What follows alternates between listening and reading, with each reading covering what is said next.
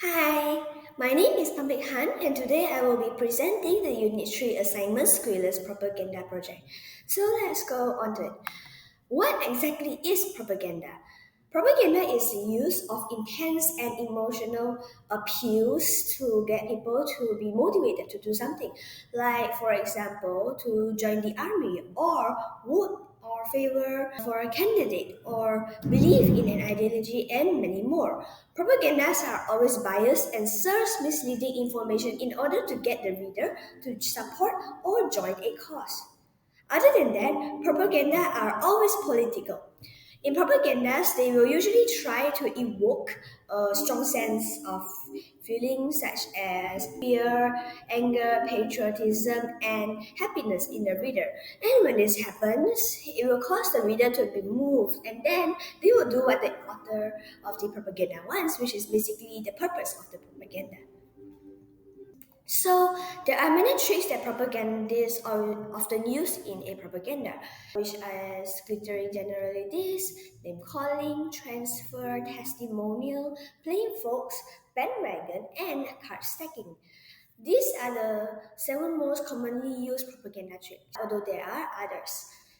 So in this presentation, I will be talking about three of the tricks that were used in Animal Farm. So the first one is glittering generalities. Glittering generalities is basically used to deceive, distort, and to obscure the truth.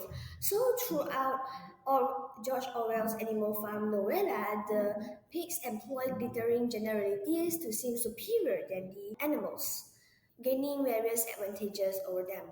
Napoleon is referred to as Comrade Napoleon to trick the uneducated animals into thinking they are equal. Other than that, because the animals are so uneducated, the pigs will use big and fancy words in a confident way to make the animals think that they are doing the right thing, which resulted in the animals to blindly follow whatever the pigs say. An example is that whenever the pigs take, or more specifically steal, anything from the animals or breach a commandment, they will make up some words and a big speech to make themselves sound better.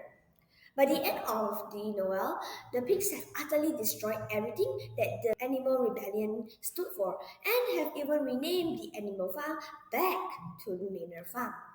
On page 51, the statement all animals are equal is changed to all animals are equal but some are more equal than others. By continuing to use the phrase equal, the pigs easily fool the uneducated and foolish animals into believing it and in return allowing them to maintain their control. So the second one is name calling. Propagandists use name calling to degrade someone as well as generate fear and prejudice towards an enemy, resulting in conclusions and actions against the subject of name calling. An example in Animal Farm can be found in chapter 1 said by O Major. Man is the only real enemy we have. Remove man from the scene and the root cause of overwork and hunger is abolished forever. This sentence basically says that humans are bad and the humans are the reason why there is hunger and overworking among the animals. And then again in chapter 3, the pigs will refer to humans as worthless and parasitical, although that does sound a bit weird as later on the pigs would come to shake hands with the humans. But the humans are not the only one that is being name called in this story.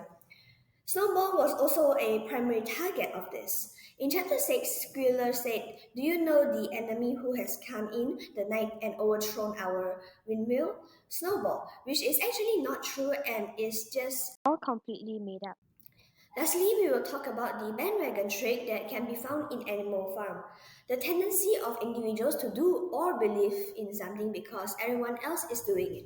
In Animal Farm, the animals are frequently influenced by the pig's value even when such opinions are blatantly incorrect. For example, the animals believe Snowball is a traitor because Napoleon says so. Other than that, in chapter 5, Boxer expressed his opinion that Napoleon is always right, so that gives a message that Boxer is naively loyal and obedient to Napoleon.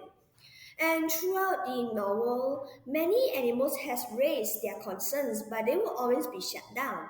Napoleon and Squealer would usually then make up a speech on how this is right and persuade them into thinking this is the right thing.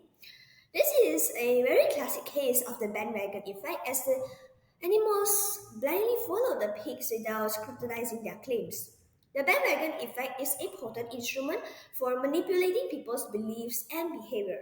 It is utilized by the upper class of animal farm to keep the animals under control and to ensure that they will continue to support the pigs. Now, this is my work cited.